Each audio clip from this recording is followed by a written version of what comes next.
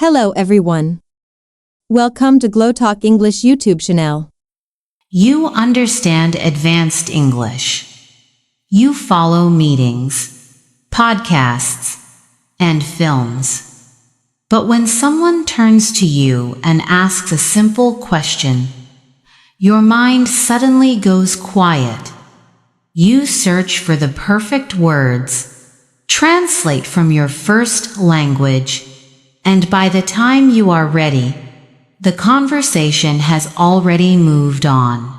Maybe you know exactly what you want to say, but your answer arrives too slowly. Maybe you freeze at work, in a social conversation, or while traveling. If that sounds familiar, Emma, you are in the right place. Because this lesson is designed for that exact gap between understanding English and using it in real time. I'm Amma, and today's lesson is different from anything we have done before on this channel. Today, I will guide you through an active listening and speaking journey. You will not simply listen to long explanations. You will listen to realistic conversations. Notice how people react. Repeat useful phrases.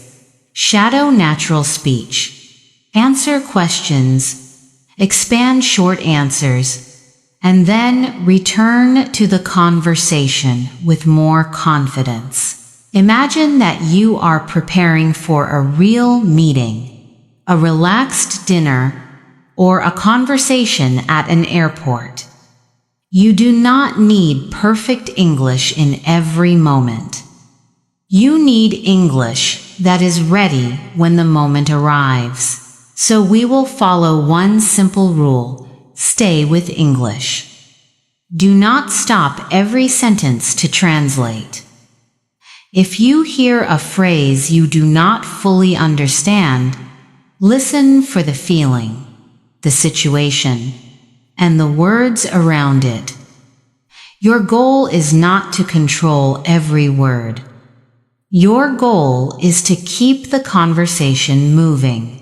And if you make a small mistake, let it pass. A conversation is not an exam. It is a connection between two people. Let us begin gently. I will ask you a question, and I want you to answer before you hear my example. The question is, how has your day been so far? Take a moment, but do not translate. You could give a short answer. It's been pretty good. That answer is clear and natural. But now let us make it a little longer. It's been pretty good. I had a busy morning, but I managed to finish an important task, so I feel more relaxed now. Notice what happened. We started with a short reaction, then added one detail, and finished with a feeling. You do not need a complicated speech. You only need to give the other person something they can respond to. Now it is your turn. How has your day been so far? Answer out loud before you hear my next example. You can begin with, "It's been," and then add one detail about your morning, your work, or your mood. Do not wait for the perfect sentence. Start with the English you already have, and let the next words come naturally. Now that you can see the difference between knowing English and using it in real time, let's begin with the small reactions that keep a conversation moving. A simple answer like, "It's been pretty good," can keep a conversation alive. But then, the other person asks a follow-up question, and suddenly you need to respond before you have translated everything in your head. Does that moment feel familiar? If it does, remember this: you do not need a perfect answer immediately. You need a natural bridge that shows you are listening, while your mind prepares the next idea. Imagine someone says, "I've started working from home, and I'm much more productive now." You could respond, "That makes sense," or "I see what you mean." Both phrases connect directly to what the person has said. Let's practice. Listen, I've started working from home, and I'm much more productive now. Now react, I see what you mean. Say it again, but let see and mean carry the energy. I see what you mean. Can you hear how conversational that sounds? You are not forcing a long opinion. You are simply showing interest, and that gives you another second to think.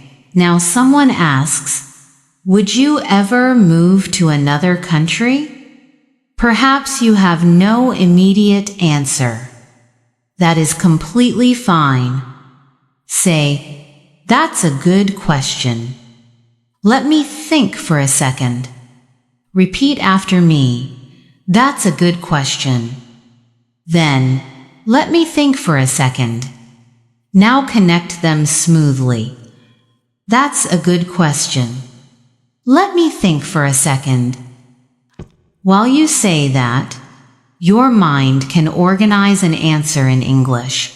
I'd say yes, but it would depend on the place and the kind of work I could find.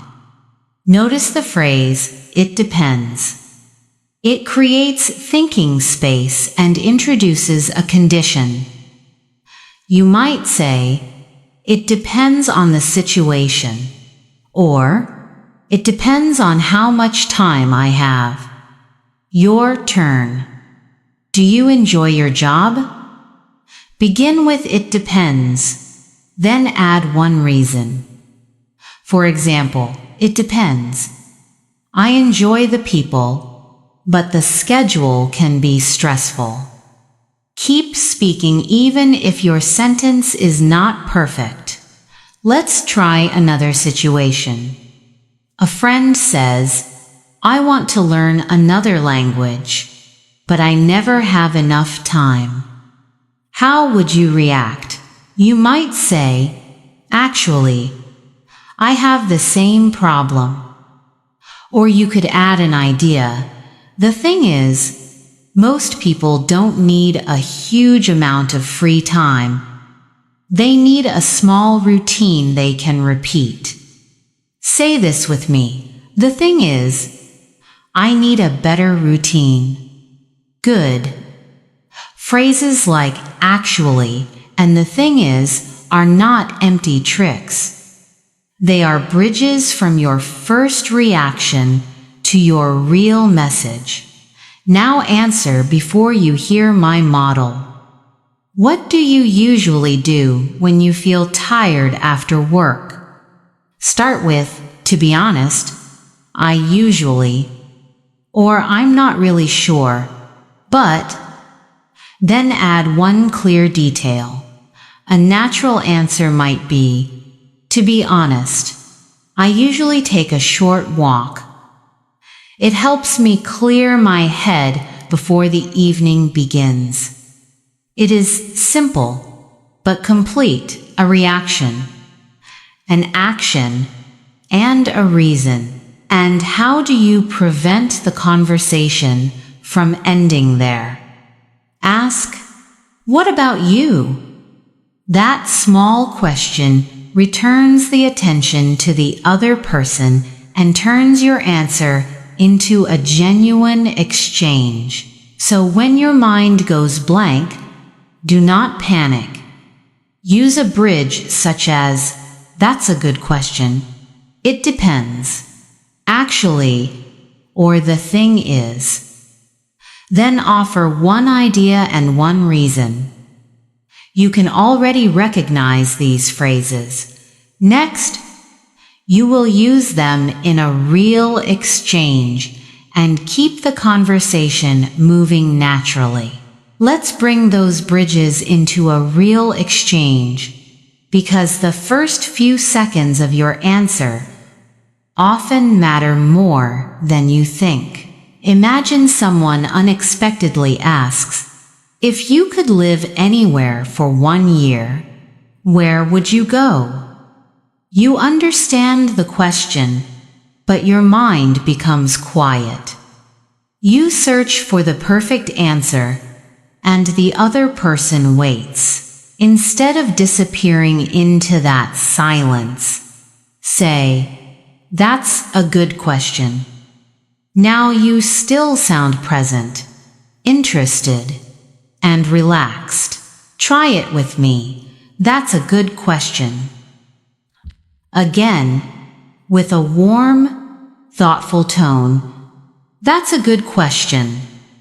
Notice that "that's" and "a" flow together. That's a good question. Keep the stress on good and question. Now answer the original question. That's a good question.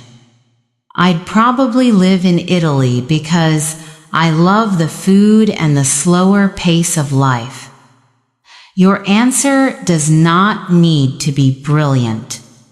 The reaction phrase gives your brain a moment to find one clear idea. Here is another unexpected question. What is one habit you would like to change? A very formal response might begin, "I require some time to consider my answer." It is correct, but it sounds distant in an everyday conversation. A more natural response is, "Let me think for a second." Say it with me. Let me think for a second. In natural speech, "let me" often sounds softer and more connected. Let me think for a second. One more time, without rushing. Let me think for a second. Now listen to the full response. Let me think for a second. I'd like to stop checking my phone first thing in the morning. Can you feel the difference? You are not avoiding the question. You are showing the listener that you are thinking about it. Let's make this personal. What is one habit you would like to change? Begin now with, "Let me think for a second." Keep going. Name the habit, then add a simple reason. You might say, "Let me think for a second. I'd like to go to bed earlier because I'm much more focused when I sleep well." Now let's explore a phrase with a slightly different feeling. To be honest. We use it when we want to share a genuine opinion, especially when that opinion may be unexpected or a little personal. Suppose a friend asks, "Did you enjoy the new restaurant?" You could say, "To be honest, the food was fine, but the place was far too noisy for me." That sounds open without sounding harsh. Your tone matters, so let the phrase feel calm rather than dramatic. Repeat after me, "To be honest." Now connect it smoothly. To be honest, I didn't really enjoy it. Try the longer version. To be honest, I didn't really enjoy it, but I can see why other people love it. Beautiful. You are giving an honest opinion while still respecting another point of view. And notice what happened there. to be honest, gave you a moment to organize your opinion, but it also made your answer feel human and considerate. Now, let's put all three phrases into real situations. I'll ask an unexpected question, and you begin with a natural reaction phrase. What is something you would never want to eat? Start with, "That's a good question." You could say, "That's a good question." I'd say insects, because I'm not comfortable with the texture. Maybe your answer is different. That's completely fine. The goal is not to find the perfect answer. The goal is to stay connected while your answer is forming. Here is another one. Someone asks, "Would you move to another country tomorrow if you had the chance?" Begin with, "Let me think for a second." You might answer, "Let me think for a second. I'd probably try it for a year, but I would miss my family." Did you feel how much more natural that sounded than simply saying, "I need time to decide"? That sentence is correct, but it feels more formal and distant in an everyday conversation. If you say nothing, the other person may wonder whether you heard the question. A short reaction phrase quietly tells them, "I'm here. I'm thinking. I want to answer you." Let's practice the rhythm now. Repeat after me. That's a good question. Keep the stress on good and question. That's a good question. Now link it naturally. That's a good question. I'd say I prefer quiet weekends. Repeat. Let me think for a second. Try not to separate every word. Let it flow. Let me think for a second. Now add an answer. Let me think for a second. I'd probably spend the day outdoors. One more, to be honest, I'm still trying to figure that out. Notice the gentle tone. You are not refusing to answer.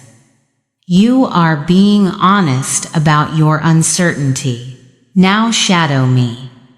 Listen to the whole passage, then speak with the same rhythm and feeling. That's a good question. Let me think for a second. To be honest, I'd rather have a simple life with enough time for the people I love. Again, a little more smoothly. That's a good question. Let me think for a second. To be honest, I'd rather have a simple life with enough time for the people I love. Excellent.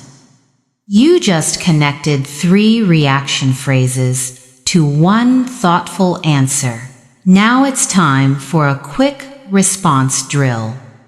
Answer in 1 or 2 sentences and begin with a phrase that fits.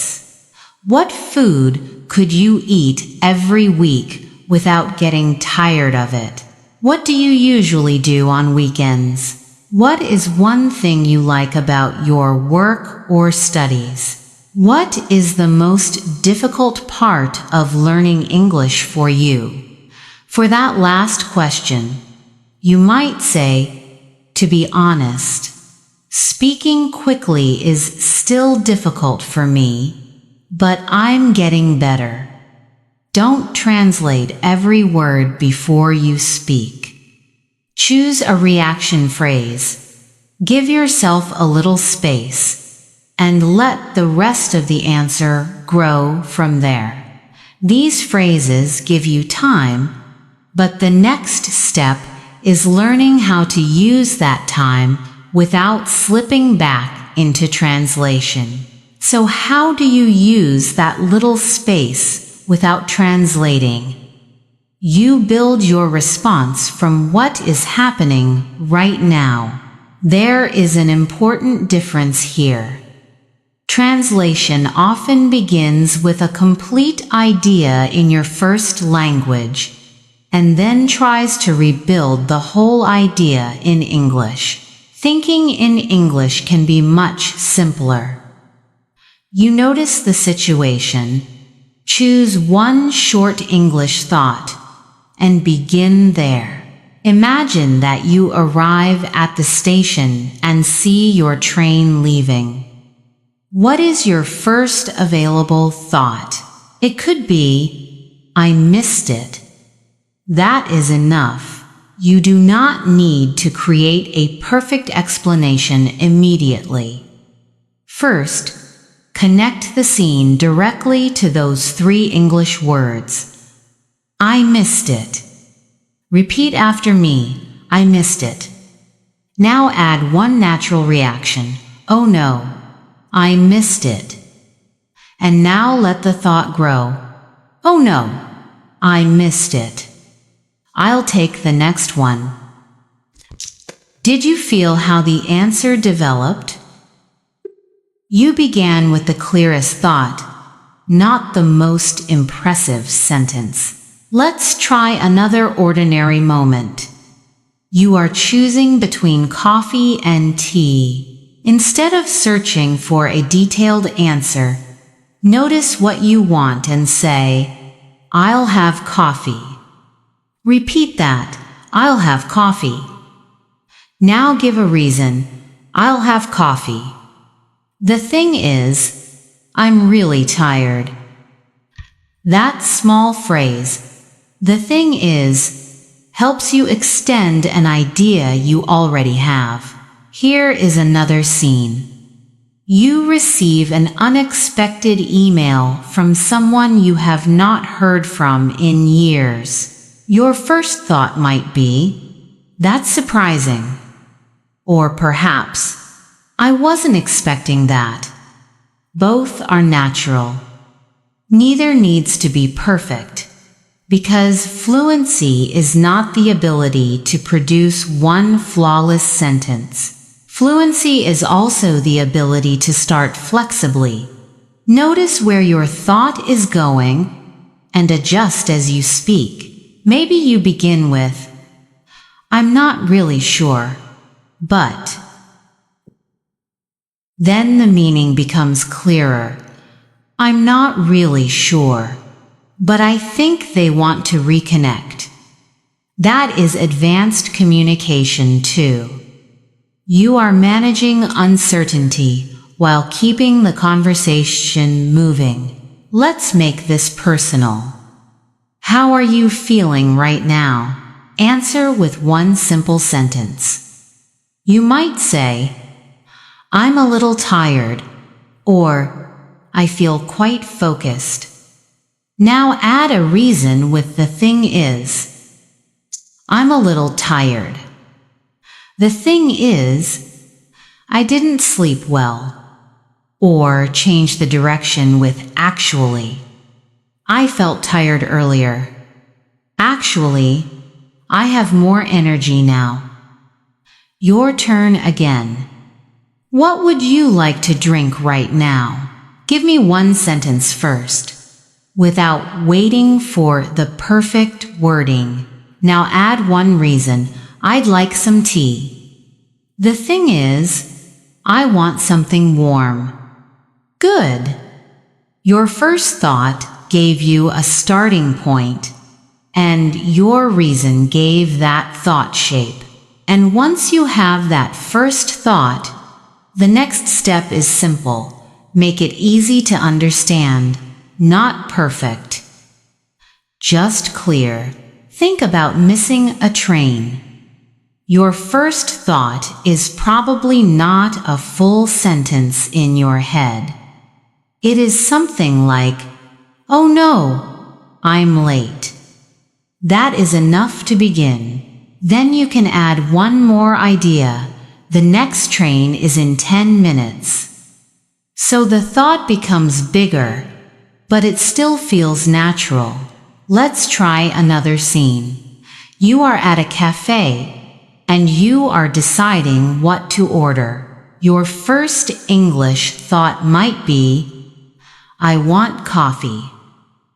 Simple, direct, useful. Then you can extend it. Actually, I want something warm. Or, it depends. If I'm tired, I'll get coffee. Repeat after me. I want coffee. Actually, I want something warm. It depends. If I'm tired, I'll get coffee. Good. Keep that rhythm in your mouth. Short thought. Small extension. Natural flow. Now imagine you open your email and see a message from work. Your first reaction might be, that's a good question. Or, let me think for a second. These are real reaction phrases. They buy you time without sounding stiff. Shadowing time. That's a good question. Let me think for a second. To be honest, I'm not really sure. The thing is, I haven't checked yet. Say them again a little faster. That's a good question. Let me think for a second. To be honest, I'm not really sure. The thing is, I haven't checked yet. Now a quick response drill. What do you say if someone asks you, are you free tonight? One short answer first, then add a reason with actually or the thing is. For example, maybe. Actually, I'm pretty tired. Or I'd say yes. The thing is, I finish early. Your answer does not have to be fancy. It has to move. One more mini challenge. Look around you right now. Say what you are seeing, doing, or feeling in one short English thought. Then add one small detail. I'm sitting here. I feel focused. I'm holding my phone. I'm waiting for a reply. I'm a little tired. I need a break. That is the skill. Not searching for the perfect sentence. Just noticing the first English idea that comes up and building from there. And when that first thought comes directly in English, it becomes easier to understand and easier to extend. Now let's take a small English thought and turn it into a real answer. This is where many advanced learners get stuck. You understand the question, and you know the topic, but your answer is too short. Someone asks, do you like working from home? And you say, yes. That is correct.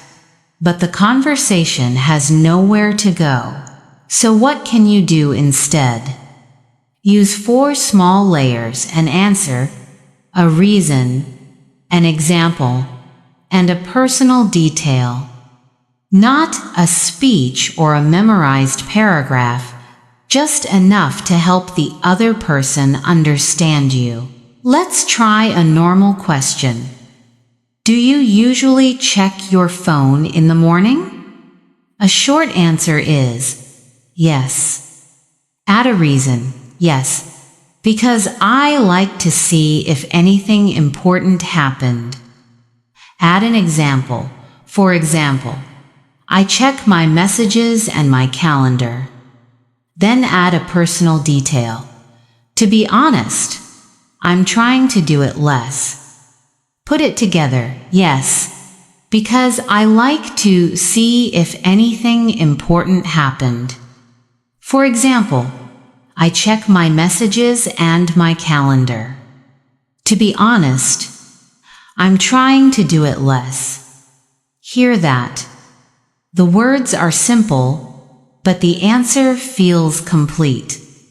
It sounds like real life, not a test.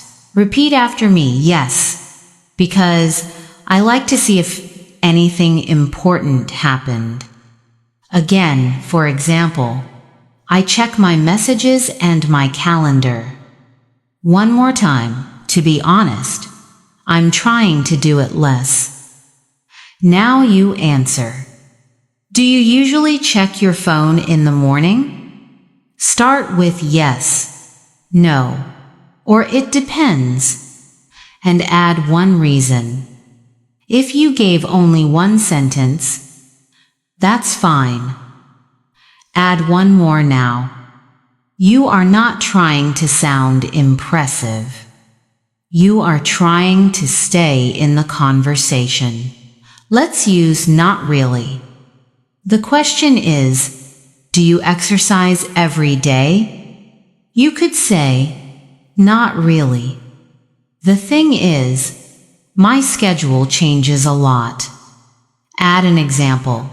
Some weeks I walk every day, but other weeks I barely have time.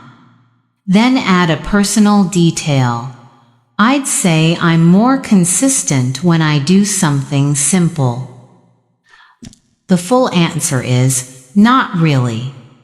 The thing is, my schedule changes a lot. Some weeks I walk every day, but other weeks I barely have time. I'd say I'm more consistent when I do something simple. That makes sense, doesn't it? It sounds honest and human. In real conversations, people usually do not need a perfect answer. They need something they can respond to. Someone might ask, why do you feel that way? You could say, because if the plan is too difficult, I stop after a few days. That is how conversations grow. A short answer opens the door, and a reason lets the other person walk in. Let's practice with one more question. Do you find it easy to keep in touch with friends? You might begin, it depends. That is a very natural reaction phrase. Build it like this, it depends. If we live in the same city, it's much easier. For example, I can meet someone for coffee after work. But when friends move away, I'm not always good at texting regularly. Now shadow me, it depends. If we live in the same city, it's much easier. For example, I can meet someone for coffee after work. But when friends move away, I'm not always good at texting regularly. Now make it yours. Are you good at keeping in touch with friends? Give me an answer, a reason, one example, and one personal detail. If you get stuck, use this starter. I'm not really sure, but I think. That little phrase gives your brain time and keeps you speaking in English instead of translating.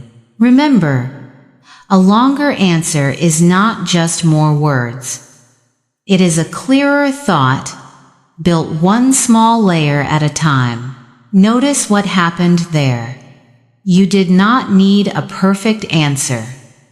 You only needed a clear starting point, one reason, and one small detail. Let's make that structure feel natural. Question 1. Do you use your phone too much? You could say, yes, but the conversation might stop. Try this, yes, probably. I use it to check messages during the day, and I often lose track of time when I watch short videos. Hear the layers? First, the answer, then the reason. Finally, a personal example. Repeat, yes, probably. I use it to check messages during the day. I often lose track of time when I watch short videos. Now answer this. Do you think technology makes life easier? Start with it depends. You might say, it depends. Technology makes everyday tasks easier, but it can also make it difficult to relax.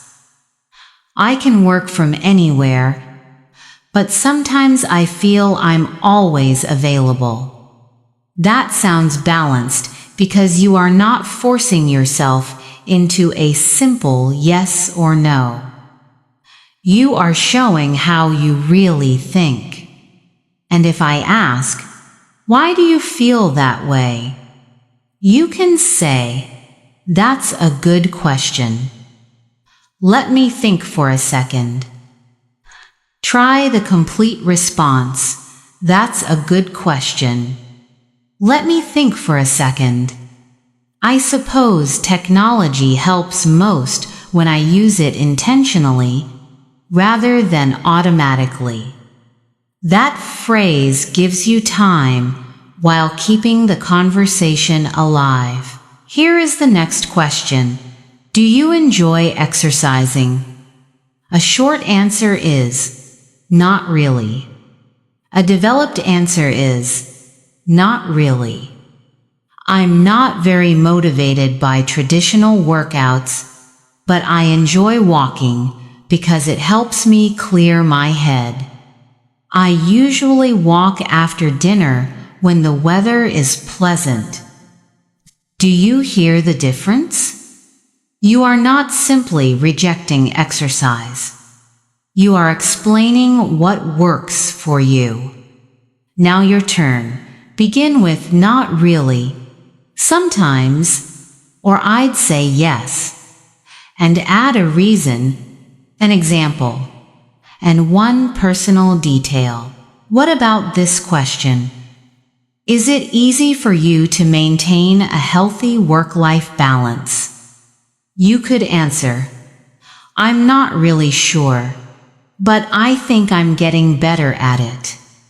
I used to answer work messages late at night, but now I try to finish earlier and protect my evenings. That answer feels thoughtful because it includes uncertainty, change, and a real example. In natural conversation, I think, probably, and in some ways help you sound honest and flexible. You do not have to sound certain about everything. Let's finish with a 30-second challenge. What makes a friendship strong? Use this pattern. Answer, reason, example, personal detail. Start now. A natural answer might be, I'd say trust is the most important thing.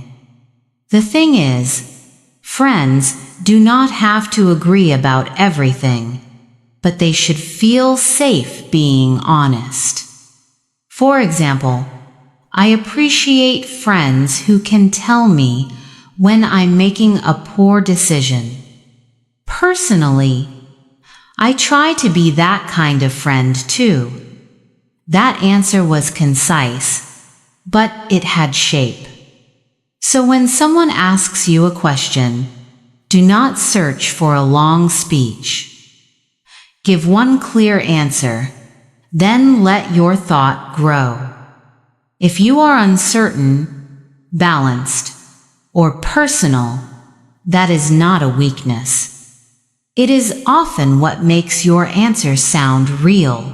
And once you give a clear answer, the next skill is showing that you can listen to another person's view. Opinions do not exist in isolation. They become part of a conversation.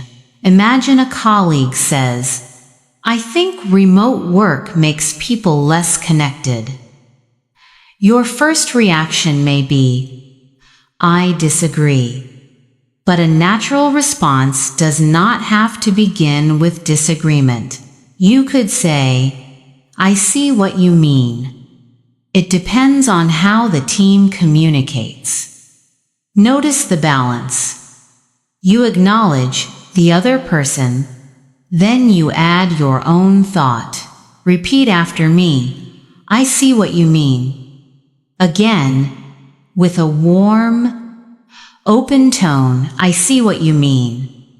Now add this, "It depends on how the team communicates." One more time, "It depends on how the team communicates." Good. The phrase, "I see what you mean," does not always mean complete agreement. It means, "I understand your point." That small difference can make a conversation feel much less tense. Let's try another question. Is city life better than living in a smaller town? There is no perfect answer, so begin with a flexible phrase. I'd say city life offers more opportunities, but it can also be exhausting. Repeat that in two parts. I'd say city life offers more opportunities. And then, but it can also be exhausting. Now put the two parts together. I'd say city life offers more opportunities, but it can also be exhausting. The word "but" helps you change direction gently. You are not pretending the answer is simple. You are showing both sides. Let's make it more personal. What about you? Would you choose a busy city or a quieter place? Give yourself 3 seconds. Start with "I'd say," and then explain one reason. You do not need a perfect answer. A natural response might be, "I'd say I prefer a quieter place. The thing is, I enjoy having access to nature, and I do not mind traveling when I need something from the city." Did you notice the thing is? It introduces the real reason behind your opinion. It sounds conversational, especially when you want to explain what matters to you. Now let's practice uncertainty.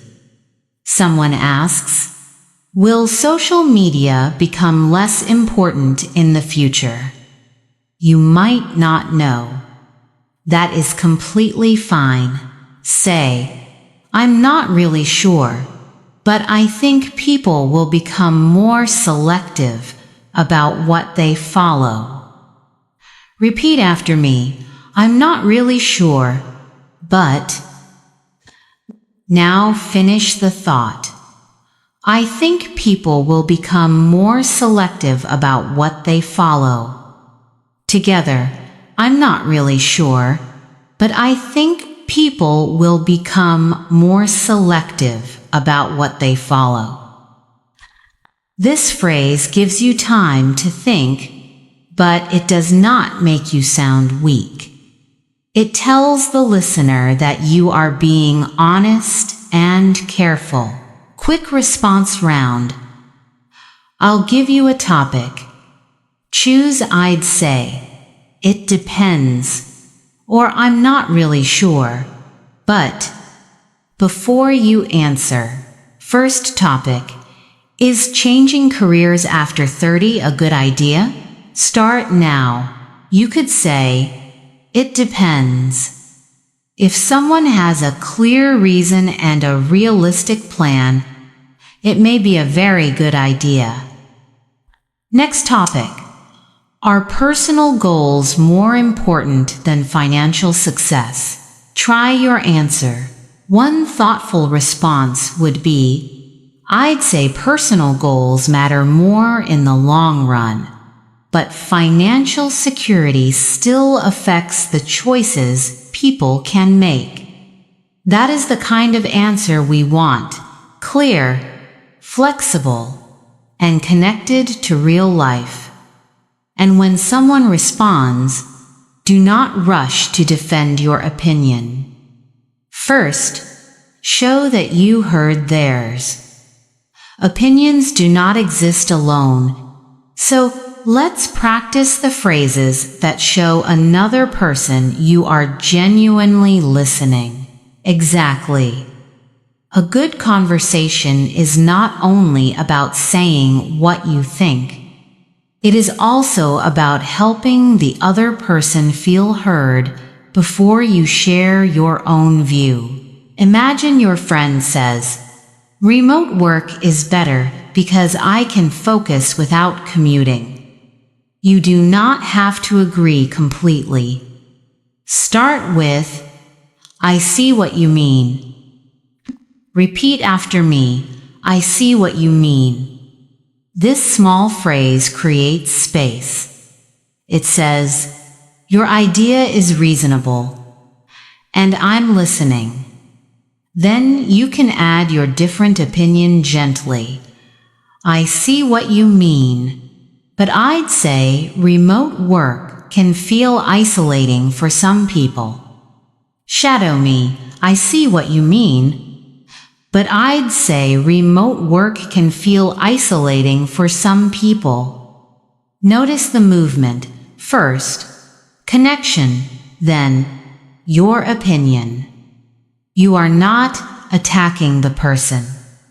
You are simply adding another side.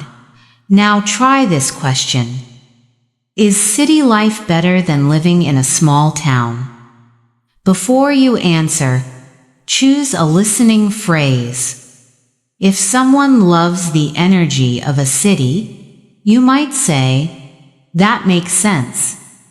Then continue, "That makes sense. Actually, I prefer a smaller town because daily life feels less rushed." Repeat the whole response with me. "That makes sense. Actually, I prefer a smaller town because daily life feels less rushed." Actually is useful because it signals a gentle change of direction.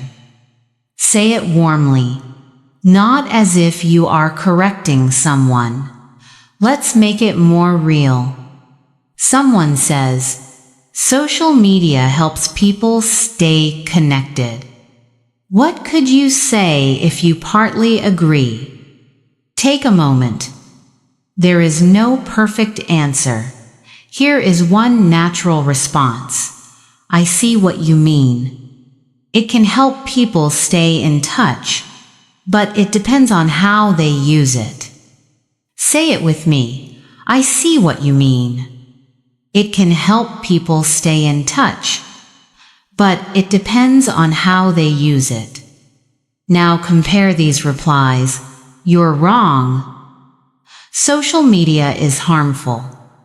Or, "I see what you mean, but it depends on how they use it." The second reply invites a conversation. The first can end one very quickly. Let's do a quick response drill. I'll give you an opinion. Begin with "That makes sense," or "I see what you mean," and then add one honest thought. A high-paying job is always worth the stress. Your response starts now. One possible answer is, "I see what you mean," especially when people have responsibilities. "But I'm not really sure a job is worth it if there's no time left for your health or relationships." That answer is strong because it stays calm. You can disagree without sounding cold. One more. People should follow their passion, no matter what. You could say, "That makes sense." but I'd say passion and practicality both matter. The thing is, people need enough stability to keep going. Keep that balance in mind. A natural speaker does not need to win every discussion. They listen, respond, clarify, and let the conversation grow. When you show that you understand someone's point, even partly, your next opinion becomes easier to share. That is gentle honesty. Staying true to yourself while leaving room for another person. Good listening begins with small signals that tell the other person, "I'm with you." In advanced English, you do not always need a clever answer. Often, a natural response is simple. I see what you mean. Say it with me. I see what you mean. Again, a little smoother. I see what you mean.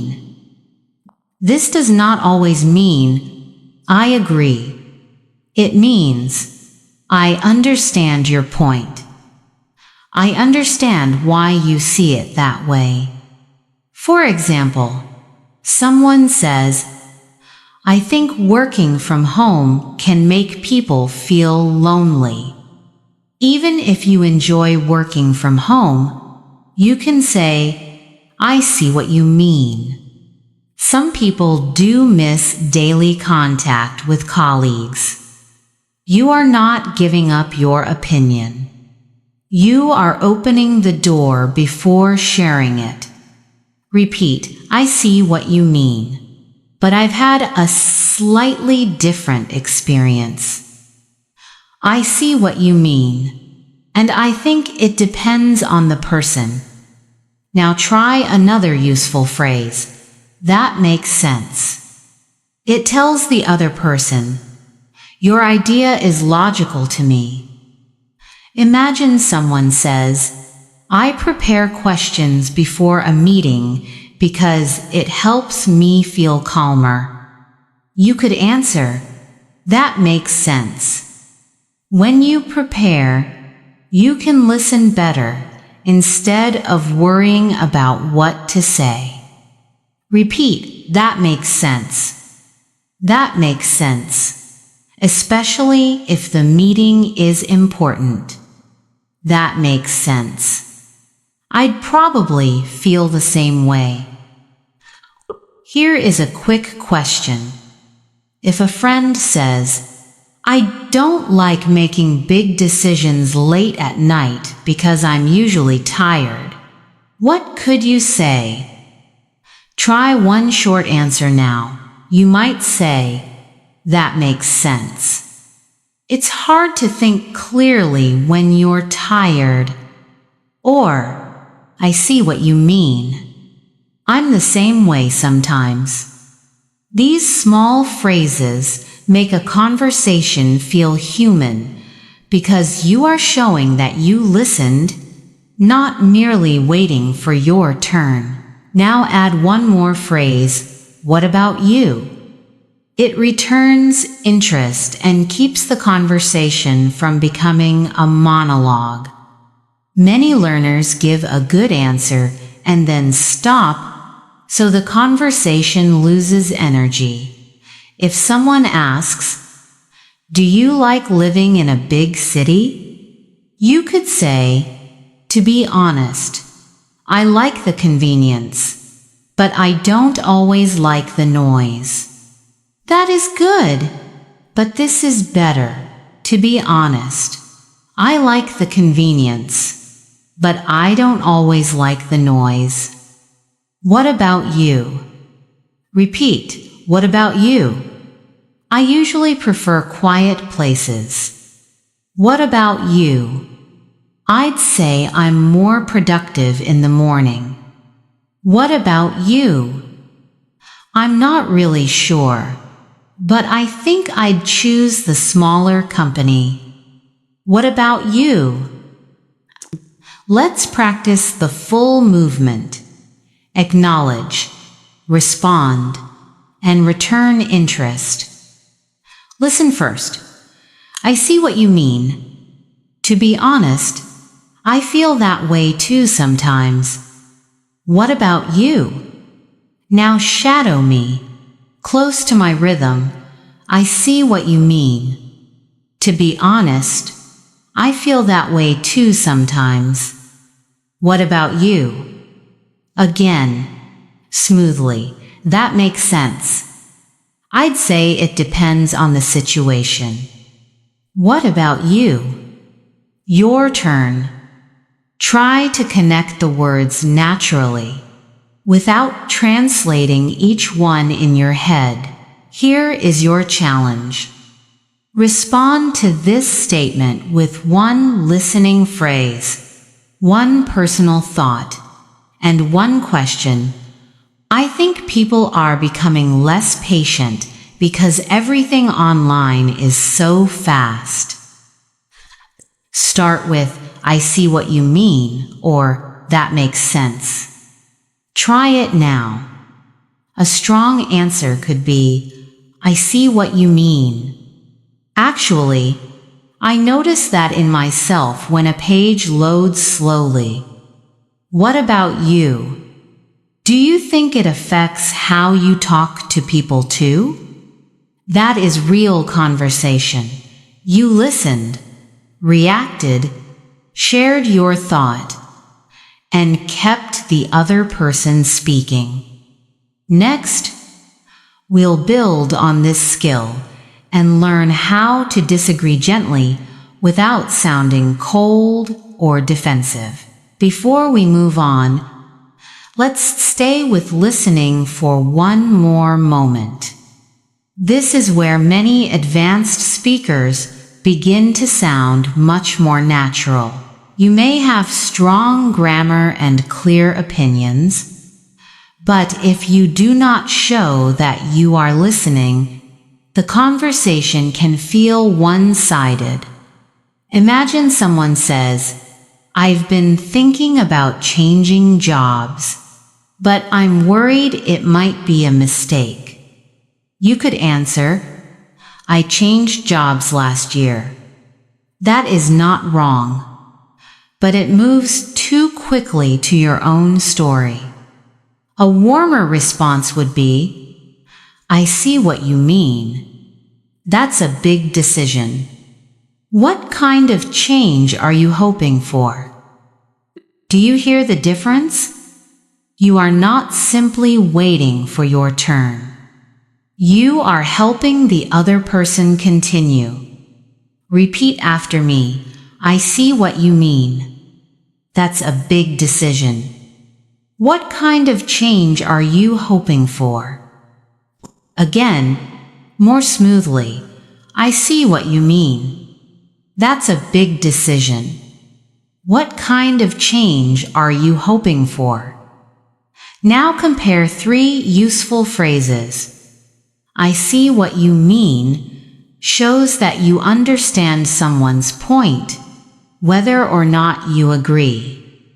That makes sense goes a little further. It suggests that their reason sounds logical. And what about you? Returns the interest and invites them to speak. Here's a natural example.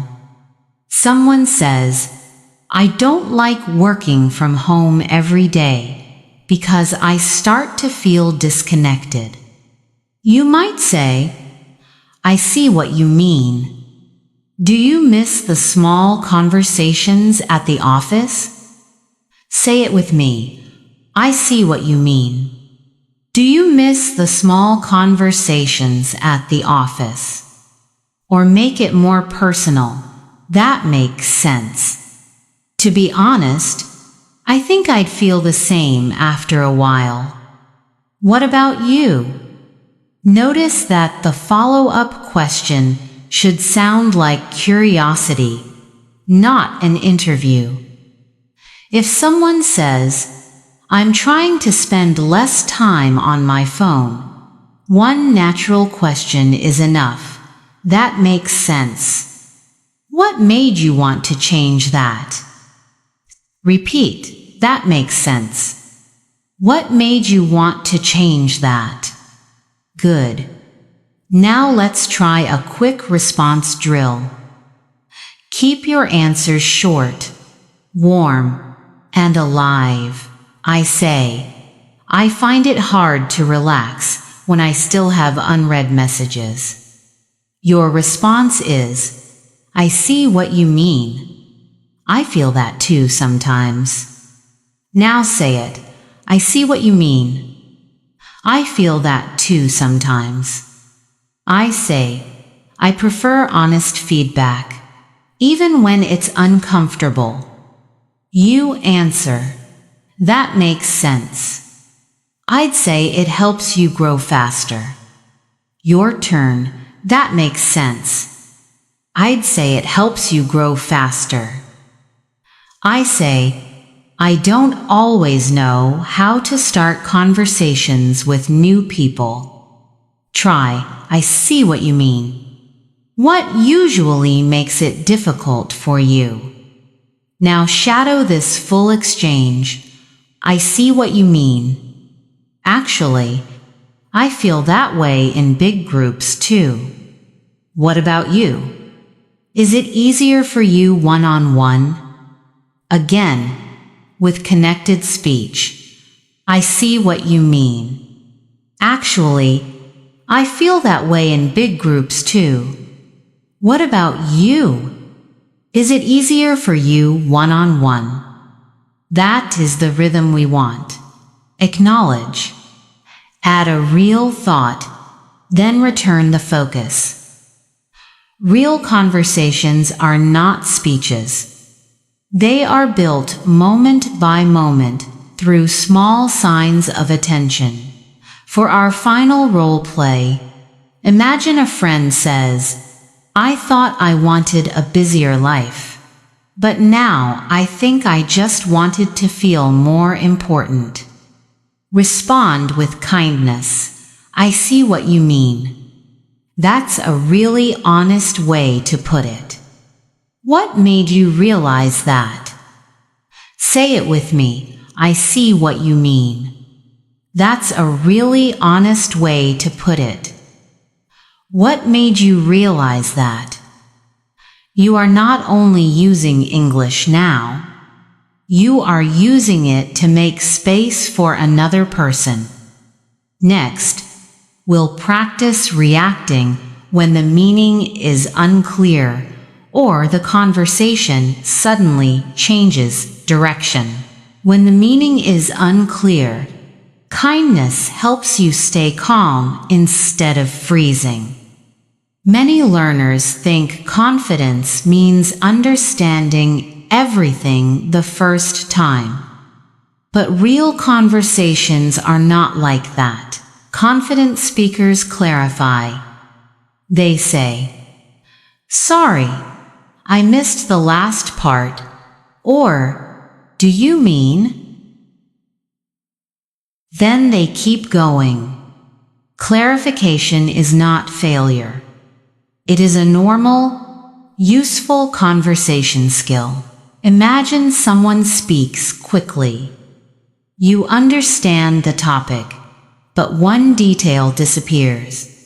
You can say, sorry, I missed the last part. Could you say that again? That is already enough. Or be more specific, I missed the last part. What did you say after the meeting? You are not apologizing for your English. You are simply collecting the missing piece. Let's use a workplace example. Someone says, we need to circle back after the client signs off.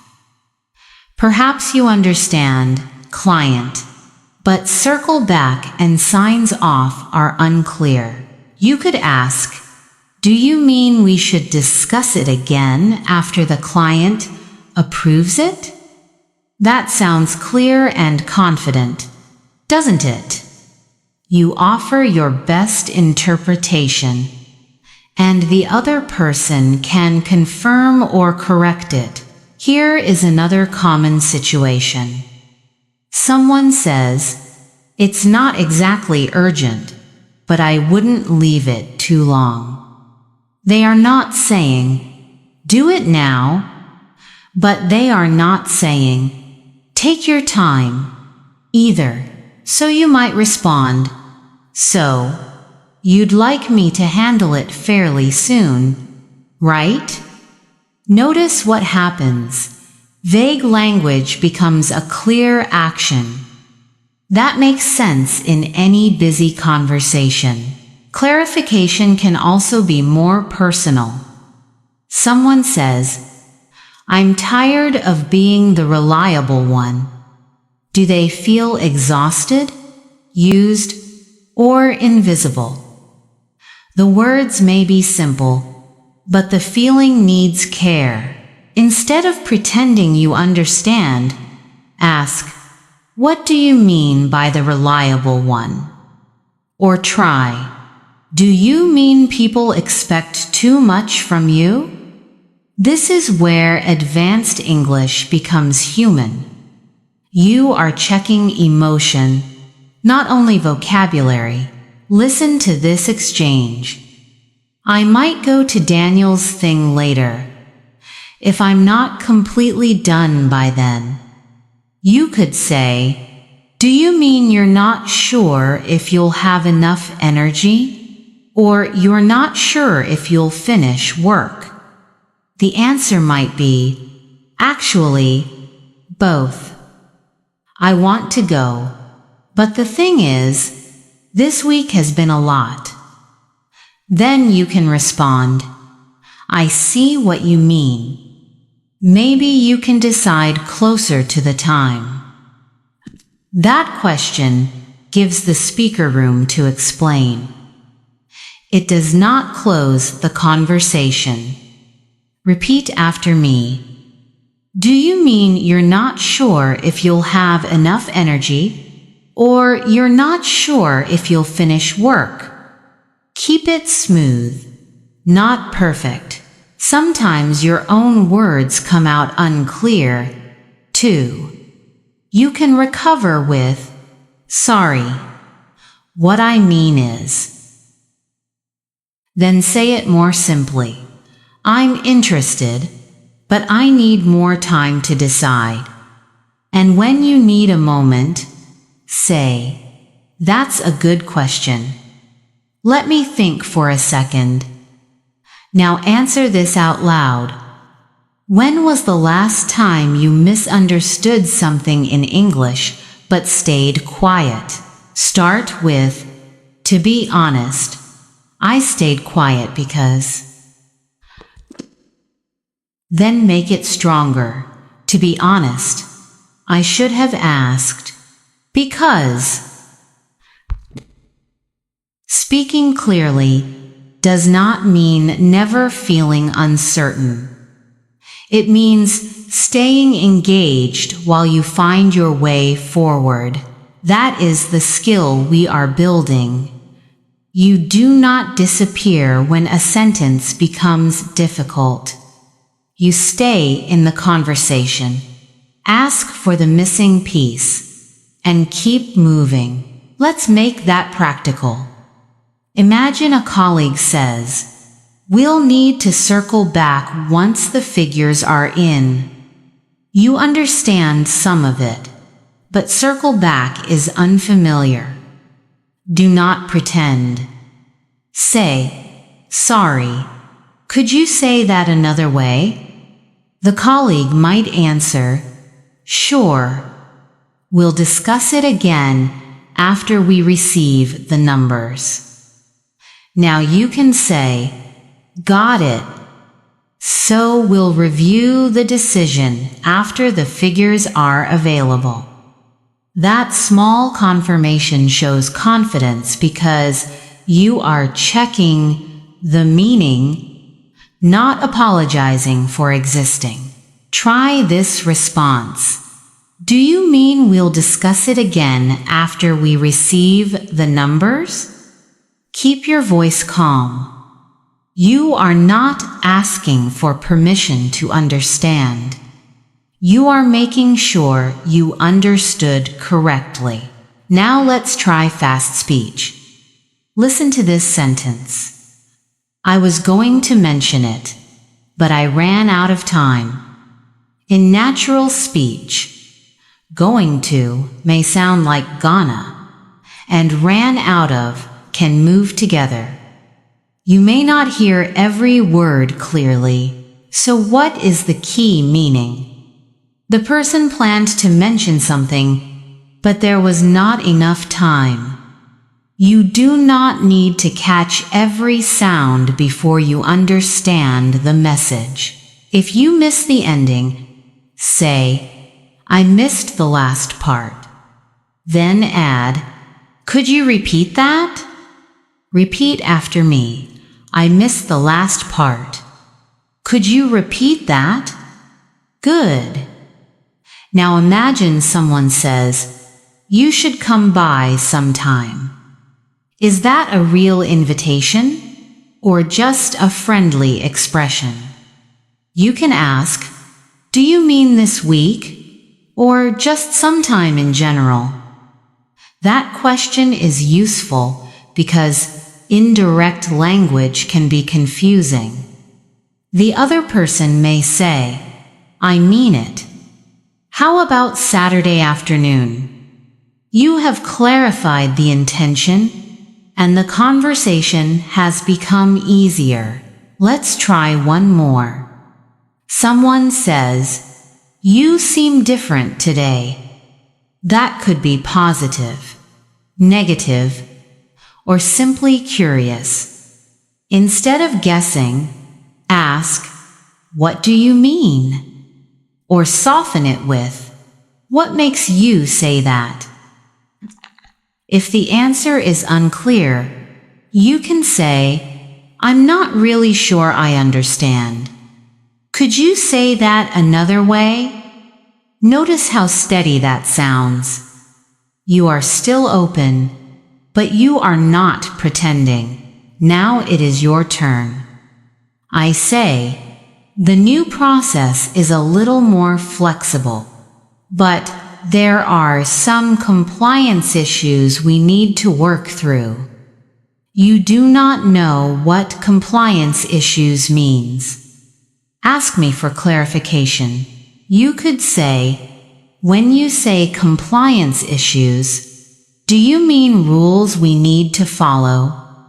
That is an excellent question because you identify the exact word and offer a possible meaning. I might reply, exactly. We need to make sure the process follows company and legal requirements. You can continue with, that makes sense. What do we need to change first? That is the complete recovery pattern. Clarify, confirm, and continue.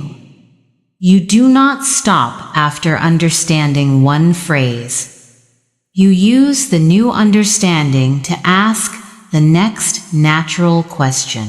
Keep that pattern in mind, because the next challenge is even more important. When you can recover from confusion, fast English becomes less frightening. Now we'll focus on hearing the connected speech that makes real conversations sound different. Emma, when fast English sounds unclear, it is often not because the words are difficult. It is because the words connect, and your ear has to catch the pattern instead of hearing separate blocks. Emma, in real conversation, people do not pronounce every word carefully. What do you want to do? Can become, wadaya wanna do. Same meaning, different rhythm. Does that sound familiar to you? Emma, try both versions with me. What do you want to do? Now let it flow. Wadaya wanna do. Do not push the sounds too hard. Let them become lighter. Emma, imagine a friend calls on Saturday morning and says, "What Daya wanna do today?" You do not need to translate word by word. You understand the intention. They are asking about plans. Emma, you could answer, "I'm not really sure, but maybe we could get coffee." Say it once. I'm not really sure, but maybe we could get coffee. That is useful because it gives you a natural moment to think. Emma, here is another common connection. Did you get it? In daily speech, it often sounds like, "Did you get it?" You might hear it when someone hands you a bag at a cafe or sends you an important file. Emma, repeat after me. Did you get it? And now, did you get it? Good. Your quick answer is, "Yeah, I got it. Thanks." Say that naturally. Yeah, I got it. Thanks. Emma, notice that "I got it" may sound almost like "I got it." One sound moves into the next. That is not lazy English. Emma wants you to remember. It is normal English rhythm. Emma, let's try "I'm going to." The careful sentence is, "I'm going to call her." In conversation, you will often hear, "I'm gonna call her." Repeat the clear version. Then the natural one, "I'm going to call her." I'm gonna call her. Emma, now use it in a real situation. Someone asks, "Can we meet at 3? What could you say? Try this. Let me think for a second. I'm gonna check the schedule. That sounds calm, natural, and responsive. Emma, say it again with me. Let me think for a second. I'm gonna check the schedule. You are not translating. You are buying yourself time in English. Emma, quick listening challenge. Hear the full meaning first, then say the natural sound. What Daya wanna do? Yes, what do you want to do? Now say, what Daya wanna do? Emma, next one, did you get it? Full sentence, did you get it? Now answer quickly, yeah, I got it. Thanks. That makes sense, right? Context helps your ear do much of the work. Emma, one more phrase. I'm gonna head out soon. Head out means leave. You could say it after dinner, at work, or when you are ready to go home. Repeat, I'm gonna head out soon. Emma, let's make it a tiny conversation. I ask, what Daya wanna do tonight? You might say, to be honest, I'm kind of tired. I'd say we order food and watch something. That sounds warm, honest, and completely natural. Emma, then I ask, did you get my message? You can reply, actually, I saw it, but I haven't replied yet. Actually gently adds information without sounding defensive. Emma, connected speech may feel fast at first, but you do not need perfect speed today. Listen for the shape. Repeat it, and answer with one simple idea. Next, let's build on these sounds and make your reactions even faster in real conversations. Let's stay with this feeling for a moment. Connected speech becomes easier when you hear it in real life, not as a rule you have to memorize. Imagine a friend asks, "What are you up to this weekend?" Carefully, every word is clear. In conversation, it may sound like, "Whatcha up to this weekend?" Same question, different rhythm. Do not chase every tiny sound. Listen for the whole message. Repeat slowly, "What are you up to this weekend?" Now let it flow. Whatcha up to this weekend? How would you reply? You could say, "I'm meeting some friends," or "I'm not really sure yet. I might just stay in." Notice might just. The words lean into each other. Say it with me, "I might just stay in." That sounds relaxed, doesn't it? Now you are ordering lunch. The server says, "Would you like anything else?" In fast speech, you may hear, "Would you like anything else?" It can sound quick at first, but the situation helps you. You are ordering food, so the question is probably about one more item. Repeat the clear version. Would you like anything else? Now the natural version. Would you like anything else? A simple answer is, "No, that's all. Thanks." Or you could add, "Actually, could I get some water too?" Say that once. Actually, could I get some water too? Good. You are not trying to sound perfect.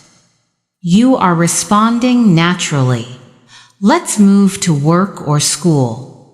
Someone asks, "Are you going to be there at 9?" You may hear, "Are you going to be there at 9?" Listen for the important words, gonna, there, and 9. Small words become lighter, but the meaning remains clear.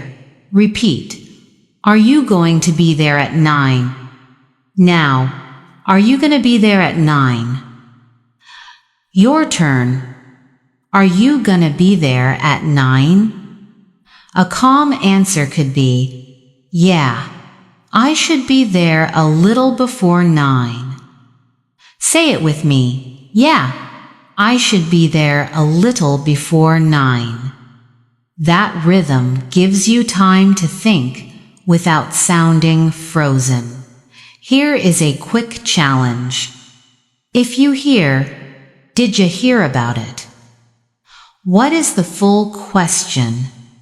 Yes, did you hear about it? Maybe it is news at work, a changed plan, or something surprising nearby. You could answer, "I did, but I don't know all the details." Or keep it short, "No. What happened?" Short answers are powerful when they invite the other person to continue. The thing is, connected speech is not lazy English. It is simply how words move together when people feel comfortable. What do you want to do? Is careful and accurate. What do you want to do? Is more natural and flowing. Both are useful. The goal is to understand first, then choose the rhythm that fits the moment. That makes sense, right? One last response drill. Are you gonna come with us? Answer immediately, "I'd love to, but I'm gonna be busy." Or, "Let me think for a second. What time are you leaving?" That is real conversation. You are reacting to meaning instead of translating word by word. Now your ear is ready. Next, let's train your mouth with guided shadowing. Your ear is ready. Now shadowing can help your mouth move before your brain starts translating every word. You are not trying to copy my accent perfectly. You are following the rhythm, timing, and feeling of natural English. That is the real goal. So, what does shadowing mean? You hear a short line, repeat it with the same rhythm, and then speak along with it when you feel ready. It may feel awkward at first. Your mouth may be late, and that is normal. The thing is, this is training, not a performance. You are teaching your mouth what English feels like in a real conversation. Imagine a busy morning. You meant to leave early, but time disappeared. Listen to this line first. I was going to leave early, but the morning got away from me. It means you had a plan, but somehow the morning passed too quickly. Notice the strong words, leave early, morning, and got away. The smaller words move more lightly. Repeat after me. Slowly, I was going to leave early, but the morning got away from me. Again, but let it flow. Do not give every word the same weight.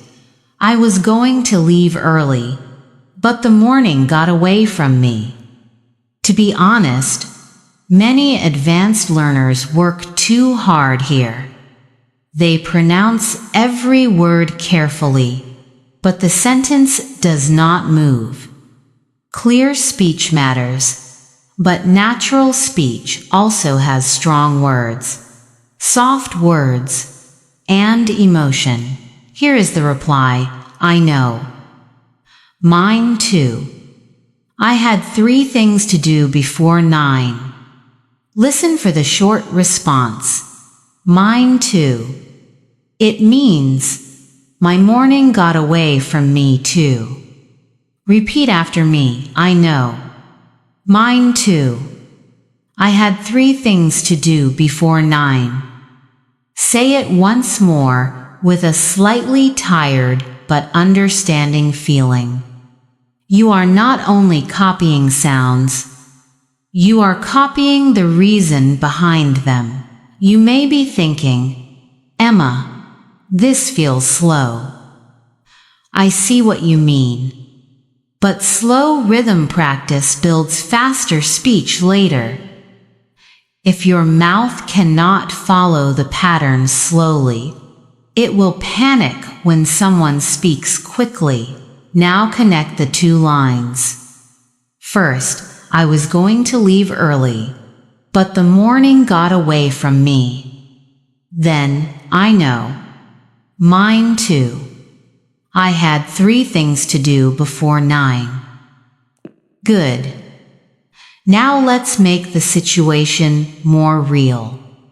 One person asks, Do you still want to meet for coffee?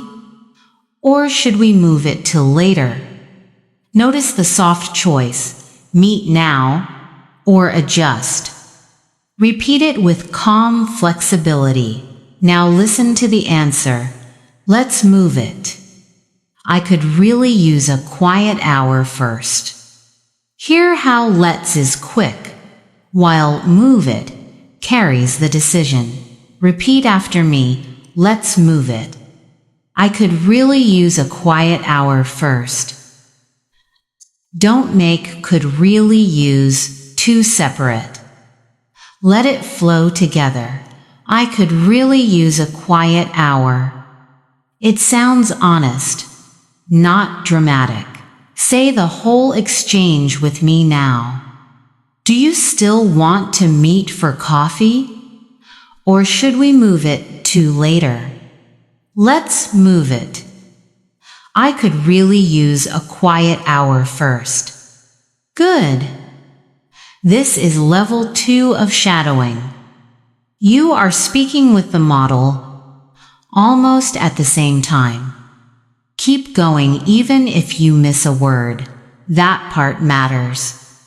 In a real conversation, you cannot stop every time one sound feels difficult. You stay with the person, the meaning, and the rhythm. Let's add one more line. Your friend says, "That makes sense. We can meet after lunch instead." Repeat it with a warm, easy tone. That makes sense. We can meet after lunch instead. Notice that can is usually soft here. We can meet becomes we can meet, with the stress on meet and lunch. Now shadow the full conversation. Stay close to my rhythm, but do not chase perfection.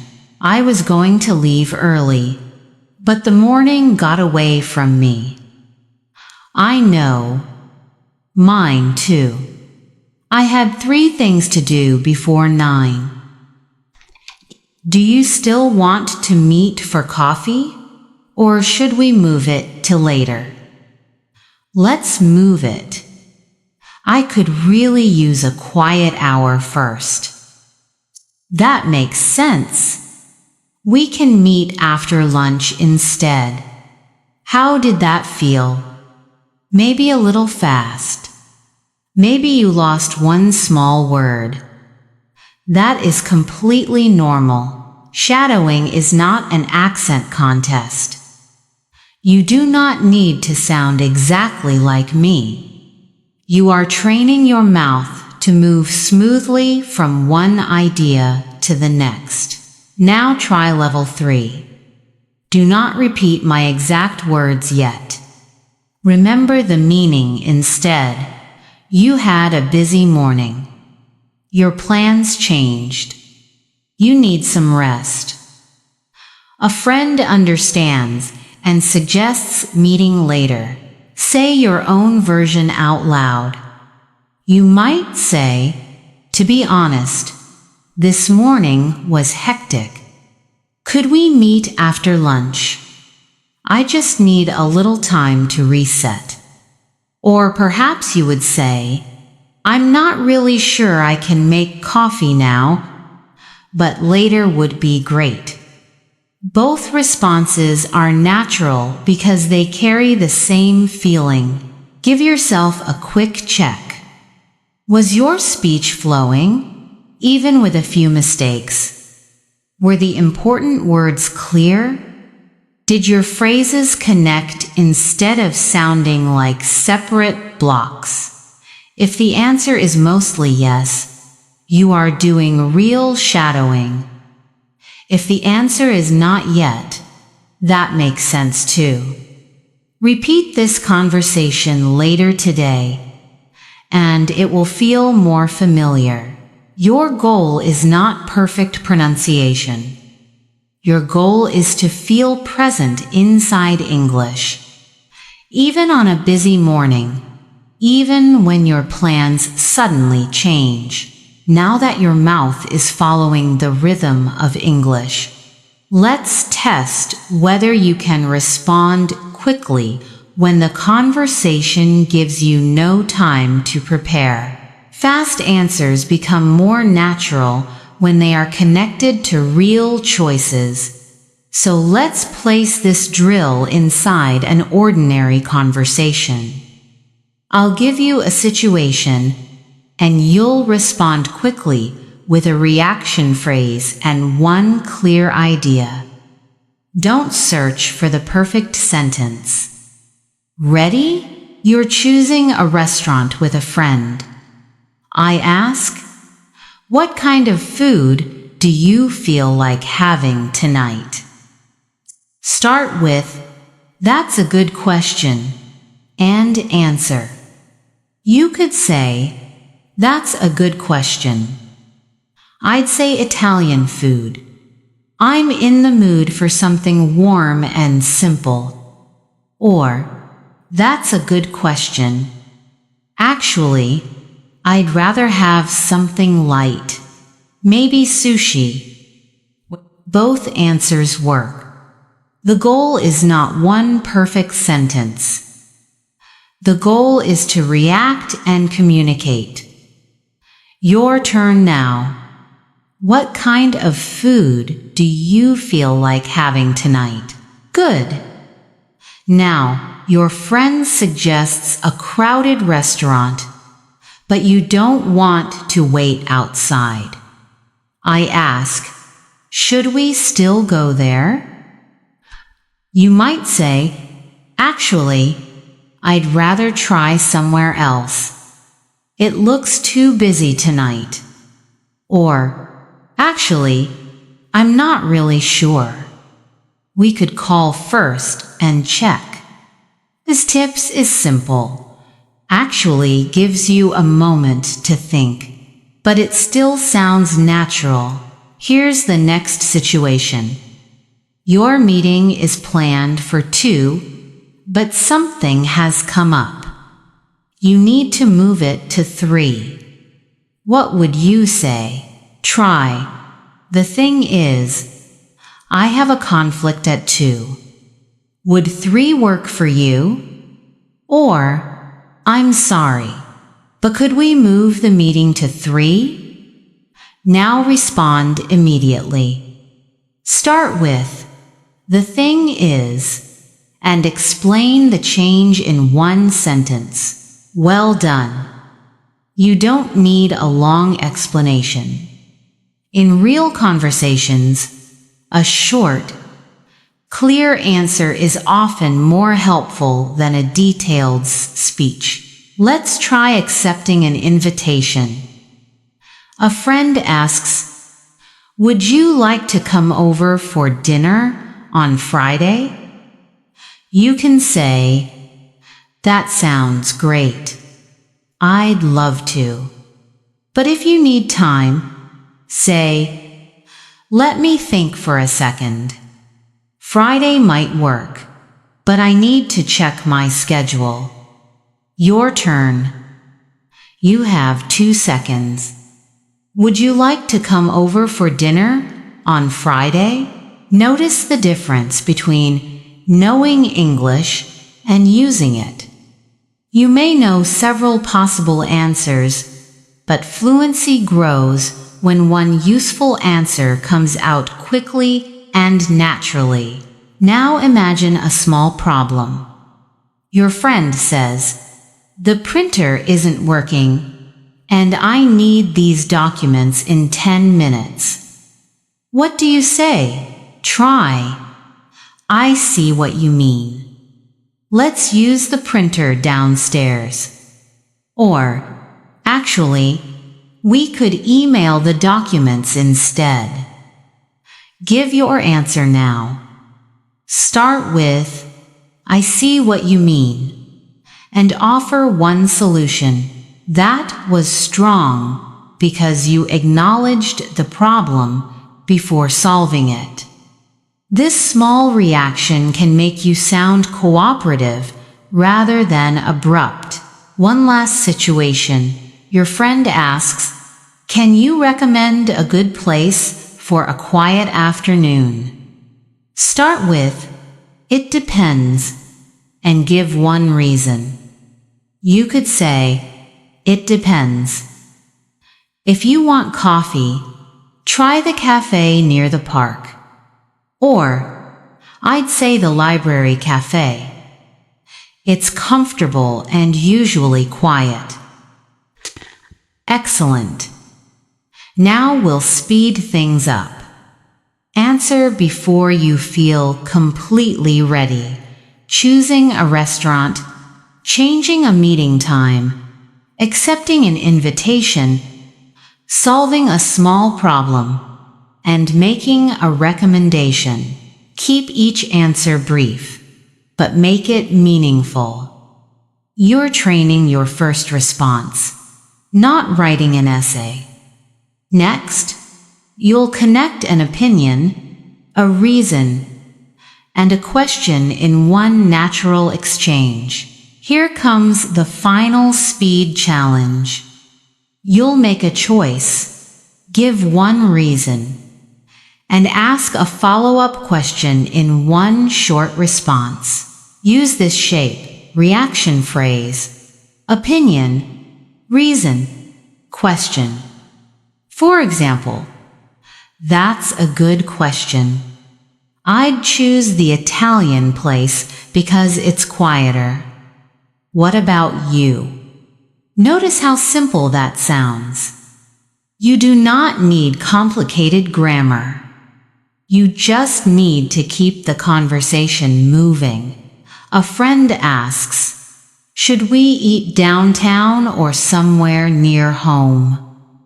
Answer now. Start with, to be honest. Choose one option. Explain why. And finish with, what about you? You might say, to be honest, I'd stay near home because downtown will be busy. What about you? Or, to be honest, I'd go downtown because there are more choices. What about you? Both answers work. Fluency is not finding the perfect sentence. It is responding appropriately without freezing. Now we'll reduce the preparation time. Your colleague asks, can we move our meeting from 3 to 4? Give a reaction, your answer, and one question. A natural response could be, actually, 4 works better for me. Should I update the calendar? Short, clear, and useful. Here's another one. Someone invites you to dinner tonight, but you feel tired. What do you say? You could answer, that sounds lovely, but I'm quite tired tonight. Could we meet this weekend instead? If your answer was different, that's perfectly fine. It only needs to fit the situation and sound like you. Let's go faster. Your phone battery is almost dead, and you need directions. Ask a friend for help. Try this. The thing is, my battery is almost dead. Could you send me the address? Notice the useful phrase, the thing is. It gives you a moment to explain the problem naturally. One more. A visitor asks what they should do nearby. Give your opinion, one reason, and a question. You might say, I'd say you should visit the local market because it feels lively and authentic. Do you enjoy trying new food? Now combine everything under pressure. You have less than a minute for 5 choices. Trust your first clear idea. Where should we have lunch? Can we meet half an hour later? Would you like to come to a concert on Friday? The Wi-Fi isn't working. What should we do? And what would you recommend for a relaxing weekend? If you answered all 5, even briefly, you practiced an essential advanced skill. Staying present while the conversation changes. Maybe one answer felt awkward. That makes sense. Speed grows through many small attempts, not one flawless performance. Try the 5 prompts once more, but vary your openings. Actually, that's a good question. Let me think for a second. It depends, and I'm not really sure, but keep your voice calm. Fast does not mean rushed. It means you can find a useful response without translating every word first. Real fluency often sounds simple: a quick reaction, a clear choice, a brief reason, and a question that invites the other person in. Now let's place this skill inside an ordinary conversation. Let's put this skill into a conversation many people know well. A busy week, a full inbox, and the feeling that you should still be doing more when the day is already over. Imagine I ask you, "How has your week been?" Don't search for a perfect answer. React naturally.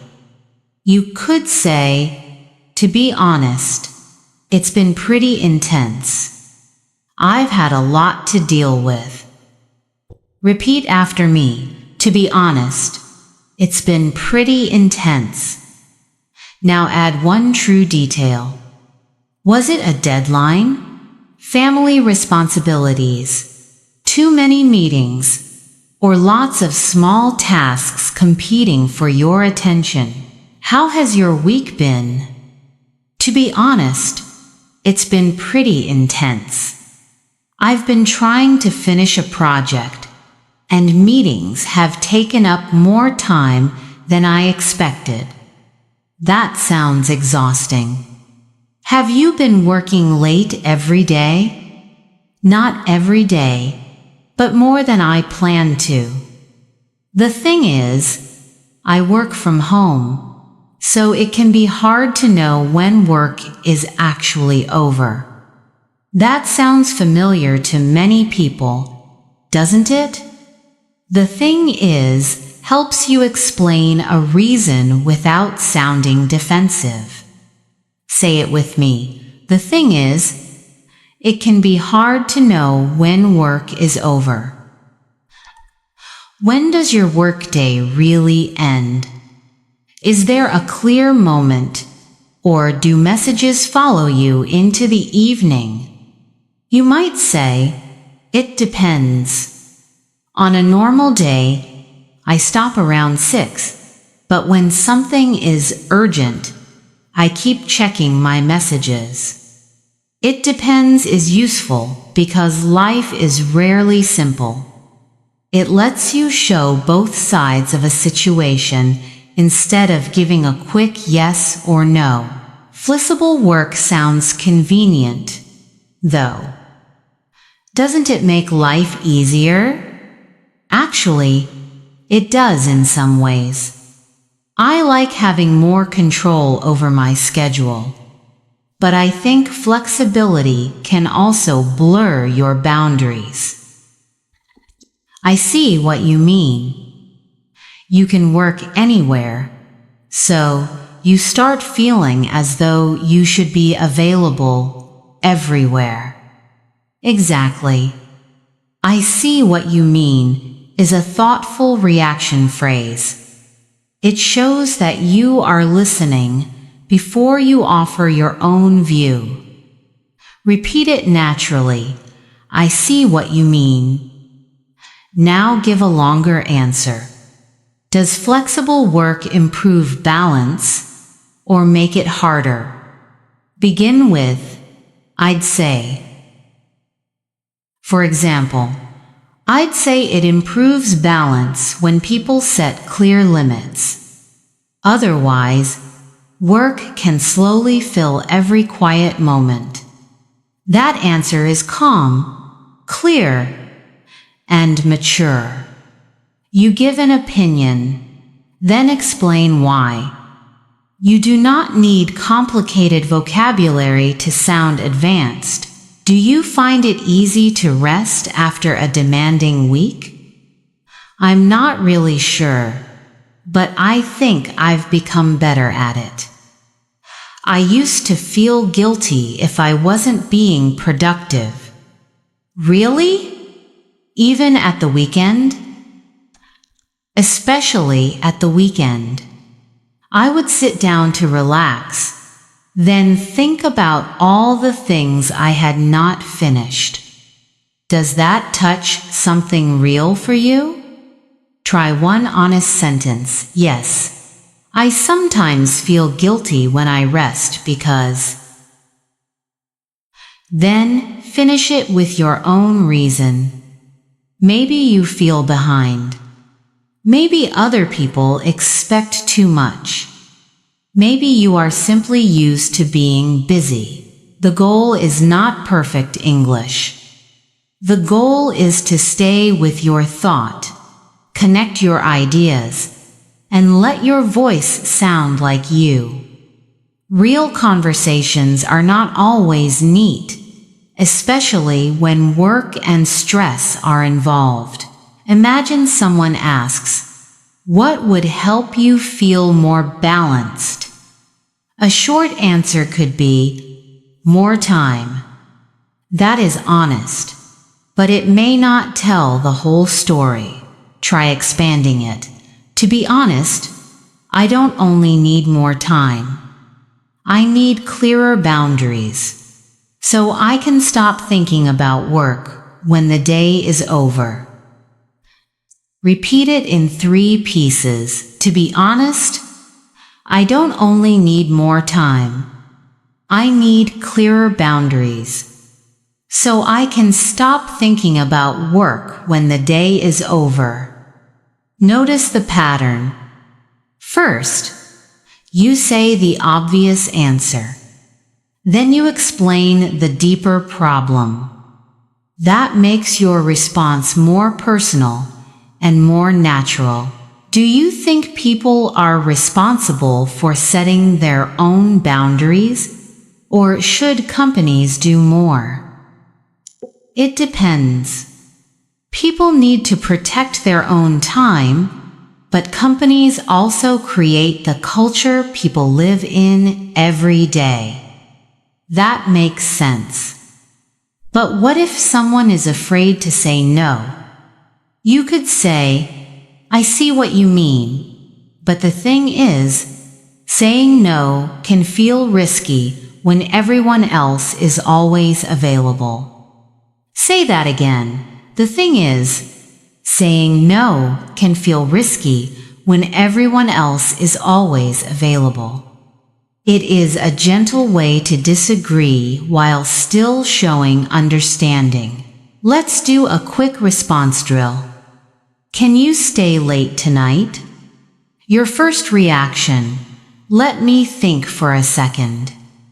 Are you unhappy with your workload?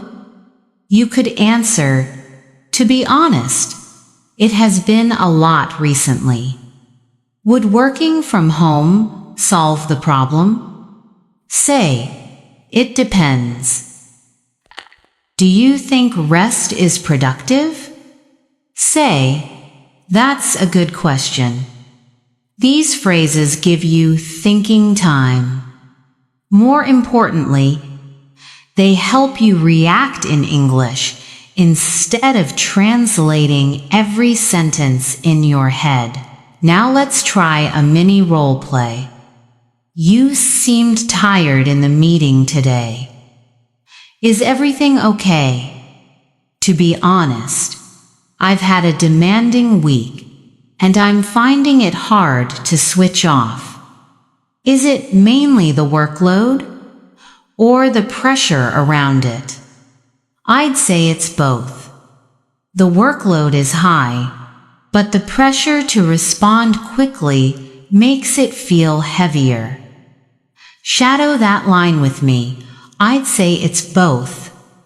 The workload is high, but the pressure to respond quickly makes it feel heavier.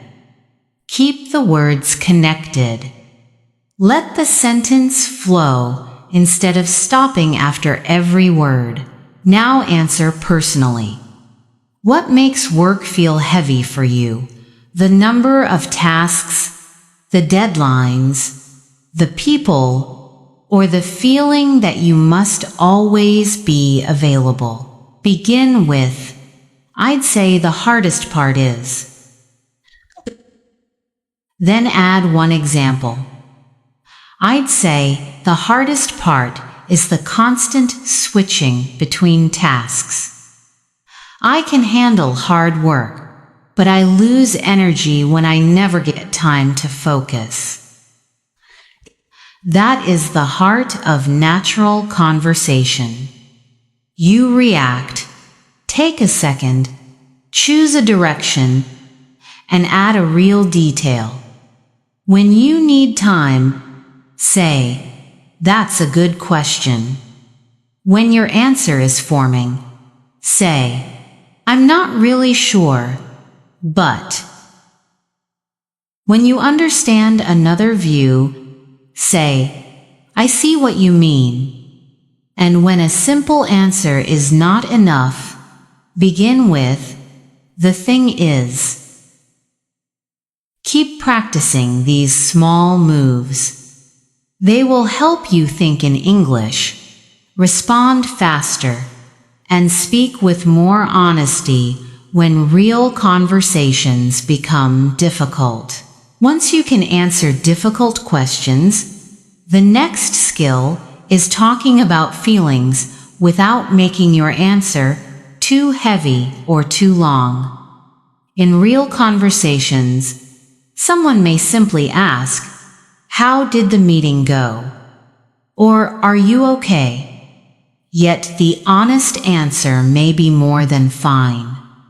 You might feel overwhelmed, disappointed, relieved, uncertain, or quietly proud. The goal is not to explain your whole life story. Give one feeling, one reason, and sometimes one small image. That is often enough for the other person to understand you. For example, instead of saying, "I am sad because many things happened and I do not know what to do," try this to be honest. "I feel a bit overwhelmed. It feels like everything is arriving at the same time." Can you hear why that works? To be honest gives you a gentle opening. You sound personal, but not dramatic. Repeat after me. To be honest, I feel a bit overwhelmed. Now, it feels like everything is arriving at the same time. Put them together. To be honest, I feel a bit overwhelmed. It feels like everything is arriving at the same time. Say it as though a friend has just asked how your week is going. Now imagine you get unexpected feedback at work. It is not terrible, but it is not what you hoped for. You could say, "I was a little frustrated at first." That is honest. But how could you make it more complete? Try, "I was a little frustrated at first because I thought I had handled it well. But after thinking about it, I can see the point." You name the feeling, explain it briefly, then show a new perspective. Repeat, "I was a little frustrated at first because I thought I had handled it well. But after thinking about it, I can see the point." That makes sense, doesn't it? You are not hiding your reaction, but you are not getting lost in it either. Here is another situation. You miss an opportunity because you waited too long. Maybe you did not apply in time, or you did not say yes when you had the chance. You could say, "I'm disappointed, honestly. I keep thinking I should have moved faster." If you want to add a clear image, say, "It feels like I was standing right next to the door, but I didn't open it." Simple images can carry a lot of feeling without using difficult words. but do not leave yourself inside the disappointment. Add a balanced ending. Still, I'm trying to learn from it, instead of staying stuck there. Repeat that with me. Still, I'm trying to learn from it, instead of staying stuck there. Relief can be quieter. Think of finishing a difficult call, an exam, or a family conversation. You might say, I felt so relieved when it was over. I didn't realize how tense I had been until I got home. That is more natural than simply saying, I was happy. It gives the listener a small, true detail. Now think about your own day. Did your feelings change? Start with, at first, I felt. Then add, but later, I felt. For example, at first, I felt nervous about the call, but later, I felt encouraged because the other person was easier to talk to than I expected. Answer out loud now. Keep it simple. One feeling, one change, one reason. Notice how the answer did not need to be perfect. You named the feeling, showed the change, and gave one honest reason. That is already a real response. Let's make it more personal. A friend says, I got some unexpected feedback at work, and I've been thinking about it all day. What would you say first? You do not need to solve anything. Try, I see what you mean. Unexpected feedback can stay with you, especially when you care about your work. Repeat after me, I see what you mean. Unexpected feedback can stay with you.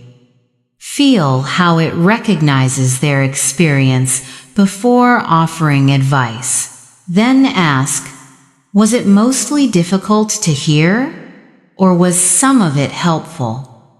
That gentle question gives them space. It also sounds more natural than jumping straight to, what happened? Shadow the full reply with me. I see what you mean. Unexpected feedback can stay with you. Was it mostly difficult to hear, or was some of it helpful? Here is another everyday situation. Your friend says, I turned down an opportunity, and now I'm not really sure if I made the right choice. You could say, that makes sense. Big decisions can feel clear at first, then feel uncertain later. Doesn't that sound warm without being overdramatic? Repeat, that makes sense. Big decisions can feel clear at first, then feel uncertain later. You can add a small connection while keeping the focus on them. I've felt that way too. Sometimes you need a little distance before you can see why you chose what you chose. Try it in pieces. I've felt that way too. Sometimes you need a little distance before you can see why you chose what you chose. Do not translate each word. Let the idea move forward in English. That kind of response may sound simple, but it can make someone feel much less alone. Now imagine someone says, I'm overwhelmed. There is so much to deal with, and I can't seem to switch off. You might feel tempted to tell them what to do. But first, Try empathy. Say, I'm sorry you're carrying so much. Do you want to talk it through? Or, would you rather take your mind off it for a while? Repeat after me. Do you want to talk it through? Or, would you rather take your mind off it for a while? This works because you do not assume you know what they need. Now make it about your own life. Think of a day when your feelings changed. At first, you may have felt frustrated. Then something shifted. By the end, perhaps you felt relieved or quietly proud. Use this pattern. At first, I felt. Then, by the end of the day, I felt. Because, for example, at first, I felt frustrated because nothing was going as planned. Then I focused on one small task. By the end of the day, I felt quietly proud because I had made progress. Quietly proud means you feel good about what you did, even without attention or applause. And that is a feeling many people understand. So remember, name the feeling, respond with care, and ask one thoughtful question. Next, let's practice how to listen to someone's story and reply with empathy in a fuller, more natural conversation. And when someone shares a story with you, your response can make them feel heard or make the moment disappear. A good story does not need 10 minutes or every small detail. It needs a clear beginning, one moment that changed something, and a real feeling. Let's try one together. Imagine you are telling a friend about a travel mistake. You could say, last year, I got on the wrong train while I was traveling alone. At first, I panicked because I had no idea where I was going. But then, I started talking to a woman sitting nearby, and she helped me find my way. Notice the shape of that story. You set the scene. Something unexpected happened. You reacted. And then the situation changed. Now add one short reflection. It was stressful at the time, but it taught me not to panic so quickly. That final thought matters. It gives the listener something deeper than a list of events. Repeat after me. It was stressful at the time, but it taught me not to panic so quickly. Again, smoothly. It was stressful at the time, but it taught me not to panic so quickly. Good. Now, imagine your friend tells you that story. A natural response is not just, "Oh, okay." You might say, "That sounds stressful. What happened next?" Or, "I can imagine how worried you felt. Did you eventually get to the right place?" These questions show that you are curious about the person, not just waiting to tell your own story. Let's shadow this response. That sounds stressful. What happened next? Keep it warm and interested. That sounds stressful. What happened next? Here is another useful question. What did you learn from that experience? It is a thoughtful question because it moves beyond the facts. It invites reflection. Now think of your own small story. It could be about a first day at a new job, a conversation you still remember, or a mistake that later became funny. Start with only 3 sentences. Say where you were. Say what unexpected thing happened. Then say how you felt. For example, on my first day at a new job, I arrived 20 minutes early. Then I realized I was in the wrong building. I felt embarrassed, but I asked for help and found the right office. Your turn. Tell your story out loud in 3 sentences. Do not search for perfect words. Keep moving. Now let's make it sound more natural. Add transitions like at first, then, after that, and in the end.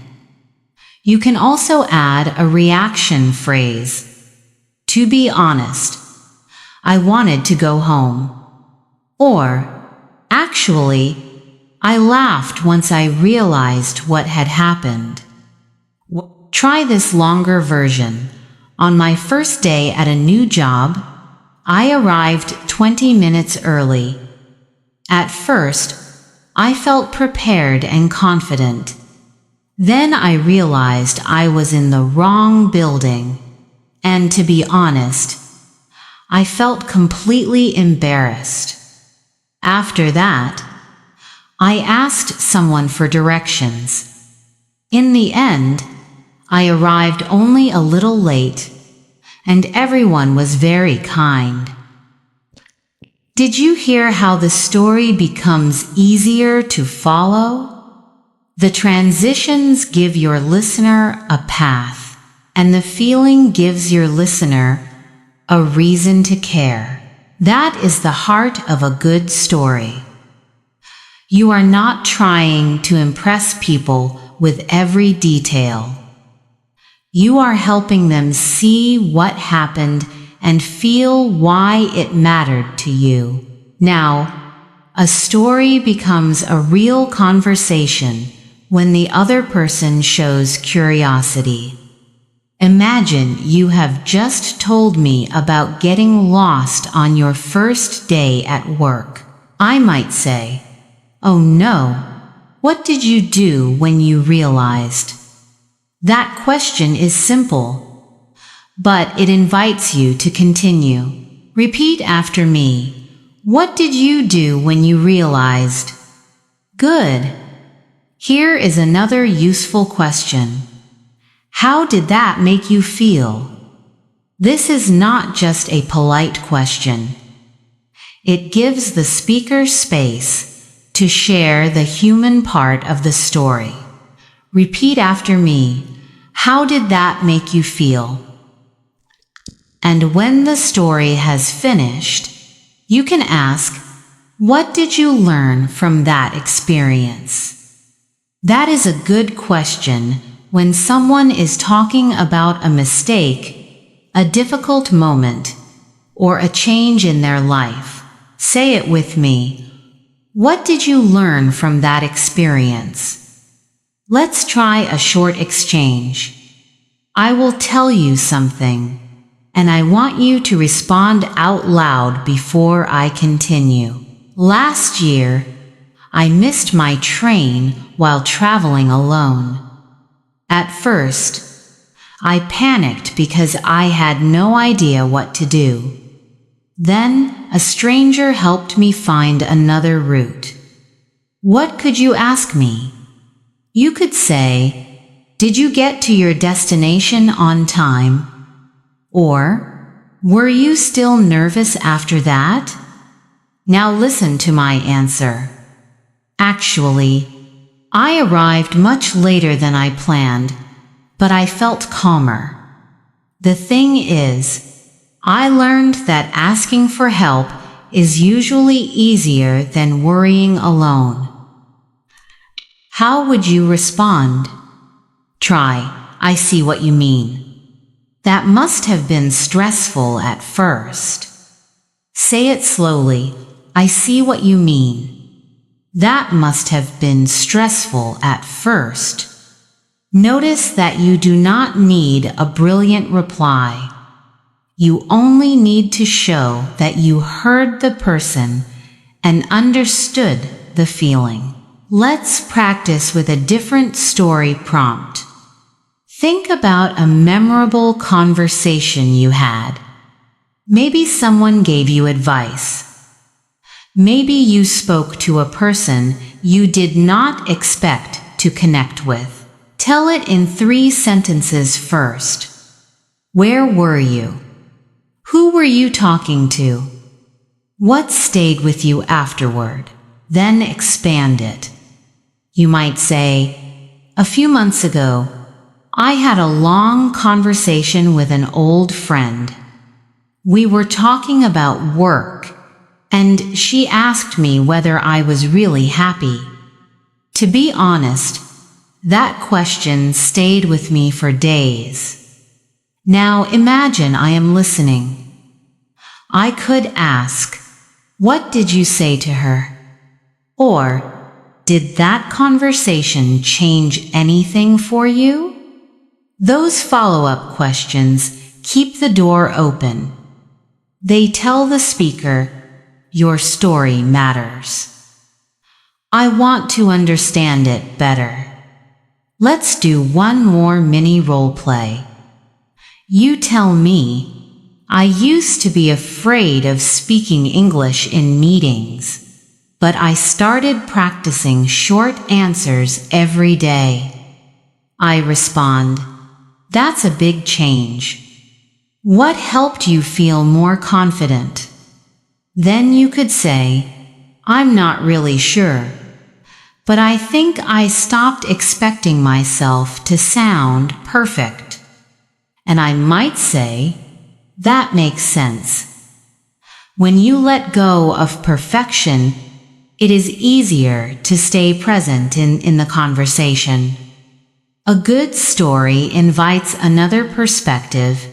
So next, we'll practice comparing ideas and disagreeing without making the conversation feel tense. And that is exactly why disagreement does not have to feel like a wall between 2 people. It can be an invitation to look at the same idea from another angle. Let's try a familiar topic. Some people say online learning is better than classroom learning because it is flexible and convenient. Do you agree? Give yourself a short answer first. You might say, I see what you mean. Online learning gives people more freedom, especially when they have work or family responsibilities. That sounds open and respectful. But maybe you do not completely agree. Then add your different view. The thing is, it can be difficult to stay focused when you study alone at home. Listen to the full response. I see what you mean. Online learning gives people more freedom. The thing is, it can be difficult to stay focused when you study alone at home. Now repeat after me. I see what you mean. The thing is, it can be difficult to stay focused. Good. Notice that you are not saying the other person is wrong. You are simply adding something important. Let's make it more personal. Imagine someone says, living alone is always better because you can do whatever you want. Maybe part of that sounds true to you. You could say, that makes sense. Having your own space can feel very peaceful, but then you can gently disagree. Actually, I think it depends on the person. Some people enjoy the freedom, but others may feel isolated. Say that with me. Actually, I think it depends on the person. Some people enjoy the freedom, but others may feel isolated. Now answer this question in your own words. Would you rather live alone or with other people? And why? Do not search for the perfect answer. Start simply. I'd say I'd rather. Then give one reason and one small example. For example, I'd say I'd rather live with one other person because I like having someone to talk to after work. Here is a challenging follow-up. What if that person has very different habits from you? You could respond, "That's a good question. I think clear communication would matter a lot. For example, we would need to agree on quiet times and shared responsibilities." Hear how calm that sounds. You did not avoid the problem. You showed that you had thought about it. Let's move to flexible schedules. Someone tells you, everyone should be allowed to choose their own working hours. You may feel tempted to say, yes, absolutely, but try a fuller response. To be honest, I like the idea of flexible schedules. They can help people manage their energy and personal lives. Then add a careful limit. However, some teams need shared hours so they can make decisions quickly. Repeat after me. To be honest, I like the idea. However, some teams need shared hours. That small word, however, gives you time to turn your thought in a new direction without sounding harsh. Now shadow this whole answer with me. To be honest, I like the idea of flexible schedules.